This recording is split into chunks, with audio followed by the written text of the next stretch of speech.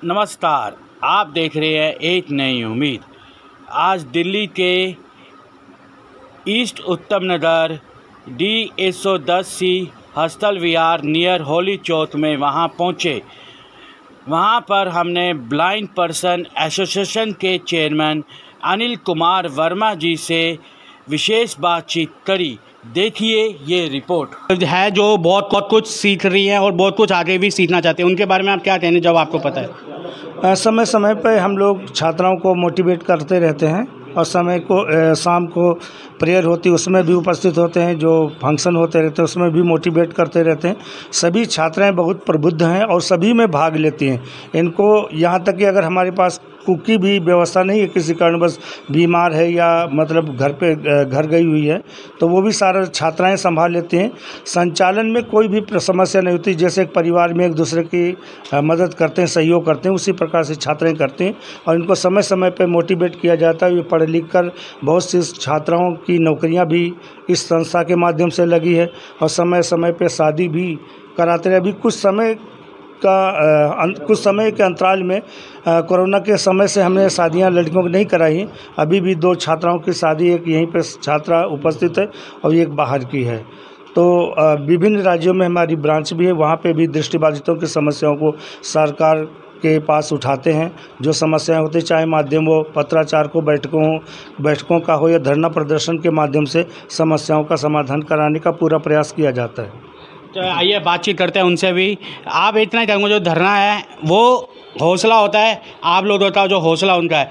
माध्यम आपकी जीत हमेशा होती है, अगर आप उस सही जगह पे और कांटों से निकलते हैं, हमेशा सच की जीत होती है।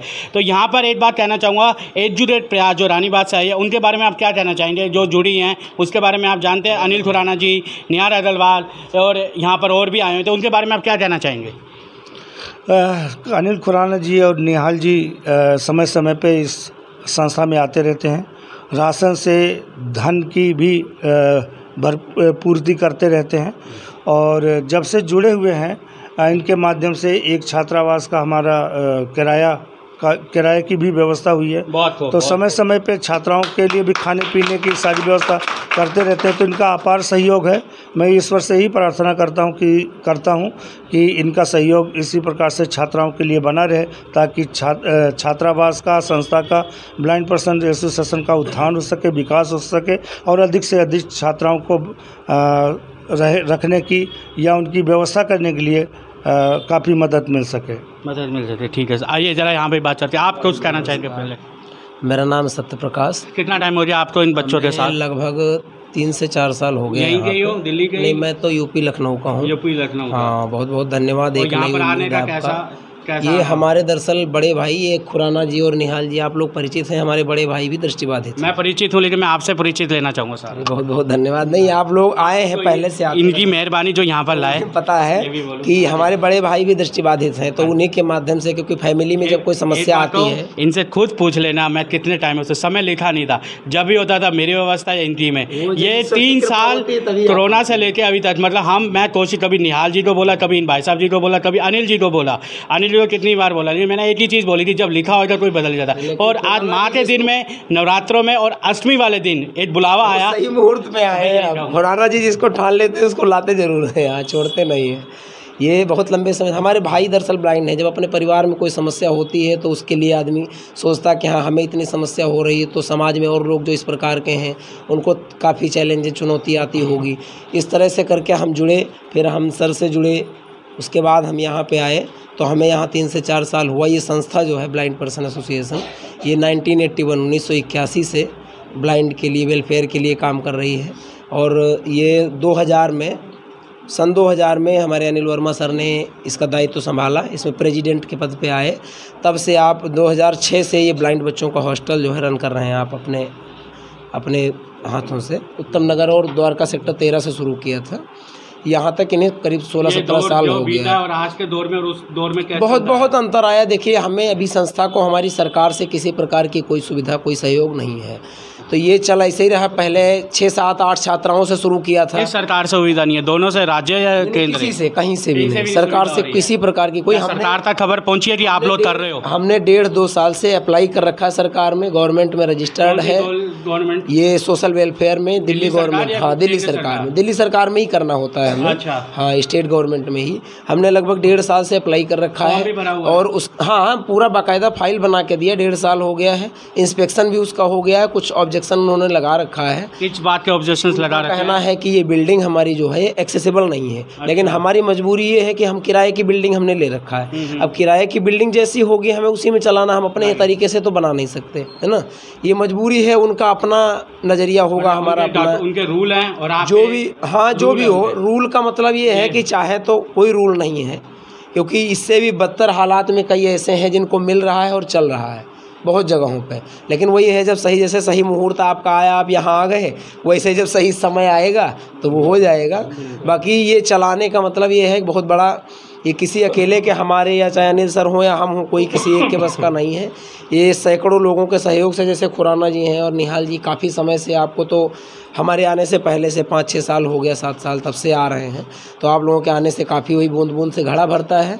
उसी तरह से धीरे धीरे सबके सहयोग से मैं इतना ही कह सकता हूँ कि दिल्ली सरकार हो या केंद्र सरकार हो, लेकिन आपको आने वाले समय पे ऐसी जगह जरूर मिलेगी कि आपकी व्यवस्था जो किराए की है ना वो हटेगी, और वो जो पैसे किराए पे रह रहा है वो कहीं ऐसी जगह पे जाएगा जहाँ पर वो जाना चाहिए। अब यही हम दोनों जगह का मिला के हमारा 65,000 किराया जा रहा है।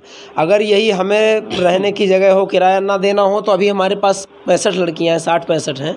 और अगर हमें यही करना ना हो तो हम करीब 150 बच्चों को ये सुविधा दे सकते हैं। उतना ज़्यादा वेलफेयर हो पाएगा, उतनी ज़्यादा छात्राएं लाभान्वित हो पाएंगी, उतना ज़्यादा वेलफेयर होगा, उतनी ज़्यादा एजुकेशन बढ़ेगी, उतना ज़्यादा एम्प्लॉयमेंट इनका होगा। तो ये आप सबके सहयोग से, बस हमारा यही सबसे, यही आप सबसे यही रिक्वेस्ट है, आपके ये वीडियो के माध्यम से सबको यही संदेश जाए कि आपके आसपास, आपके मोहल्ले में, समाज में, जहाँ पर भी आपको ज़रूरतमंद ऐसे लोग दिखें, आप प्रयास कीजिए। क्योंकि अपने लिए तो हम सब जी रहे हैं, अपने खाने कमाने के लिए तो हर कोई जी रहा है। समाज में किसी और के लिए हम थोड़ा सा समय दो क्षण अगर निकालें, उनके कल्याण के लिए हम कुछ कर पाएँ, हमारे जीवन में वही सबसे महत्वपूर्ण है। बहुत बहुत धन्यवाद। बहुत बहुत धन्यवाद जी आपका, जो आपने समय दिया। आज मैं बातचीत करूँगा एकजुट प्रयास से, टीम से यहाँ पर हैं। सर, सबसे पहले ये बताइए, आपको यहाँ पर कैसा अनुभव लगा जब से आप यहाँ पर जुड़े हो? तो अनुभव होना और अनुभव सोचना, वो दोनों में अंतर है सर? जी, पिछले लगभग 5 वर्षों से हमारी संस्था इस ब्लाइंड पर्सन एसोसिएशन के साथ जुड़ी हुई है, और हम लोग सिर्फ एक माध्यम है, जो जितना भी हमसे संभव हो पा रहा है, जितना भी पॉसिबल हो पा रहा है, मैक्सिमम यहाँ पर सपोर्ट करने की कोशिश कर रहे हैं, हर तरह की मदद करने की कोशिश कर रहे हैं। आप कैसे? साथ हमें यहाँ आते हुए 5 साल हो चुके हैं, और यहाँ आके हमें जो मन में शांति मिलती है ना, वो हमें कहीं नहीं मिलती है। यहाँ पर आके जो मान में हाँ, हमें लगता है, इनको देख कर लगता है कि भगवान ने इनको आके नहीं दे, पर हम इनकी आँखें हैं। बहुत हमारी ये बहनों की तरह हैं, और हम इनकी सेवा करते रहें जब तक हैं, यही जाते हैं। आप कुछ कहना चाहेंगे सर? मैं पहली बार अनिल खुराना जी के साथ यहाँ पे आया हूँ। आज फर्स्ट टाइम आए आप? फर्स्ट टाइम आया हूँ, मगर मैं ये कहता हूँ कि ब्लाइंड होना, बचपन से ब्लाइंड होने के बाद भी इतना कुछ अचीव करना, ये भी बहुत बड़ी बात होती है। कोई छोटी बात नहीं होती कि बच्चा ग्रेजुएशन कर ले, बच्चा पढ़ ले।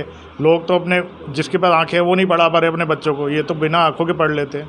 तो मैं तो यही कहूँगा कि ऐसे प्रयास में लोगों को और जुटना चाहिए, और हेल्प जितनी हो सके उतनी हेल्प करनी चाहिए, जिससे कि ये लोग थोड़ा और आगे बढ़े और समाज में अपनी इमेज बना पाएँ, सबको दिखा पाएँ कि भाई हम भी कुछ है। क्योंकि ये निगलेक्ट हो जाते हैं लोगों से, ऐसा लगता है कि इनको छोड़ दिया पीछे ना छोड़ के इन्हें भी आगे लाना चाहिए, साथ देना चाहिए लोगों को। सोच के ऊपर होता है ना। अभी जैसे बताया, रिश्तेदारों में अपने ऐसे ही कर लेते हैं, बाहर वाला छोड़ो, अपने से लड़ना बड़ा मुश्किल हो जाता है। जब बाहर निकलो, लड़ाई तो अपना शुरू हो जाती है। देखिए, लड़ाई हमेशा पहले घर से शुरू होती है। बिल्कुल, कोई भी लड़ाई है वो पहले घर से शुरू होती है। उस लड़ाई को आप अगर वहाँ जीतते हैं तो आप कहीं भी नहीं हार सकते। बिल्कुल, वहाँ जीतते हैं तो कहीं भी नहीं हार सकते। सर, एक लास्ट शब्द, बस लास्ट शब्दों, कम शब्दों में अभी पूछा, जिस तरह से बताया कि कोई भी राज्य या केंद्र में सपोर्ट नहीं हो रहा है, राज्य में मतलब दिल्ली सरकार में इन्होंने डॉक्यूमेंट्स भी भेजे हुए हैं। क्वेश्चन वहाँ पर आ रहा है कि बिल्डिंग सेव नहीं है, किराए पे भी दे रहे हैं। अगर इनको ये सुविधा मिल जाए गवर्नमेंट की तरफ से, दिल्ली सरकार की तरफ से, तो जिस तरह से कह रहे हैं 65-70 हज़ार के बीच में जो ये देते हैं, वो बचेगा और वो ऐसी जगह पहुँचेगा जहाँ पर ज़रूरत है। जी बिल्कुल, अगर गवर्नमेंट से कोई एड मिल जाती है, किसी भी प्रकार की सहायता मिलती है, तो एक प्लस पॉइंट हो जाएगा, ठीक है ना। और जो पैसा किराए पर, रेंट पर इतना बिल्डिंग का जा रहा है, वो इन्हीं बच्चियों के लिए और किसी ना किसी सुविधाएं देने के काम आएगा, और ज़्यादा इन बच्चियों को सुविधाएं मिल पाएंगी, और अच्छे तरीके से ये अपने फ्यूचर के लिए काम कर पाएंगी। सर, ये इतना ही कहना चाहूँगा, ये जो बच्चे हैं मैं ये दिखाना चाहूँगा, ये वो है ताकत है, ये वो मुट्ठी है जो हमें सिर्फ बताती है कि हम कहाँ हैं और हम कैसे हैं। तो यही मेरी सबसे बड़ी चीज़ है। इनको देखते हैं तो हमारे दुख सोरे दूर हो जाते हैं, वो दुख जो हम सोचते हैं हम कुछ नहीं कर सकते, लेकिन हमारे इनको देखें और इनके साथ उन लोगों को भी देखें जिनका नहीं है, तो वो भी बहुत है। तो इसी तरह से एकजुट प्रयास कि मैं इतना ही चाहूँगा, आपका हौसला हमेशा आगे बढ़ता रहे, ऐसी लोगों की मदद करते रहो और तरुण शर्मा के साथ एक नई उम्मीद हमेशा देते रहिए। नमस्कार।